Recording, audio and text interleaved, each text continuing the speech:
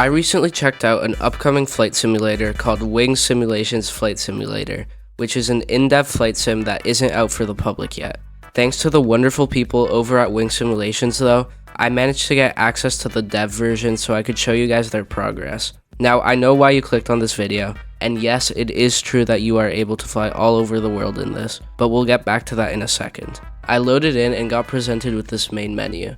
There's a couple options like career mode, which is still not available, the settings where you can tweak some aspects of the game, and more. Interestingly, there's also a marketplace where you can get some other planes and where you'll actually be able to upload your own planes in the future using models and textures that you'll first upload to Roblox and then paste their IDs into the game. Anyways, let's get into the main feature of this game, free roam flying worldwide. Once you click fly now, you get presented with this menu and a map. Here you can either search or click an airport on the map to spawn there. As you can see, the whole world is available and you can literally spawn at any airport in the world. I decided to start at London Gatwick. I chose to fly the E175 revamp plane, which is still not completed and something that became very obvious once I loaded into the game. I loaded in and immediately you can see some issues with the plane.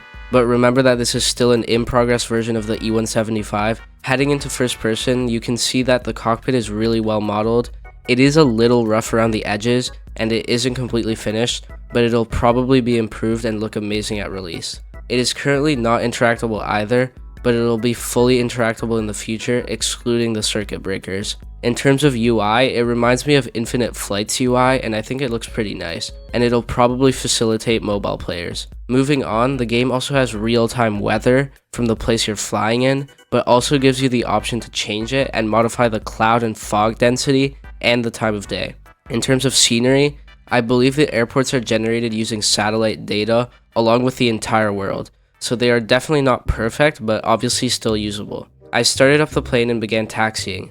The taxiways and runway actually looked decent. I took off and started flying around the area. The map seems to be composed of tiles, so it looks a little weird sometimes, but I actually don't mind it. The airport and the area around it actually seem pretty accurate, so it is definitely cool to see. Anyways, I wanted to check out some other parts of the world, so I spawned in the original E175 model that they made at Toronto Billy Bishop, a small little airport in downtown Toronto. This one doesn't have an interactable cockpit and the model is less detailed, but it is definitely more usable for the time being, even though it is a little bit buggy. All the buildings are generated using satellite data, and they use the same model so it can look a little weird, especially with the CN Tower just being a massive rectangle. Flying around Toronto was cool, but at some point it seems like the building stopped generating while I was heading to land at Toronto Pearson.